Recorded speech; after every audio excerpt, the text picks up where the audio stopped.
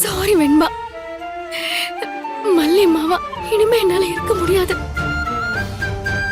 நீ, உன் டாடா, அப்புறம் உன்னோட அம்மா, இதுதான் உன்னோட குடும்பம்.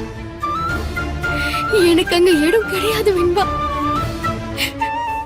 ரேணுகா அக்காவை பார்த்த உடனே இதெல்லாம் நடக்கும்னு எனக்கு தெரியும் தான்.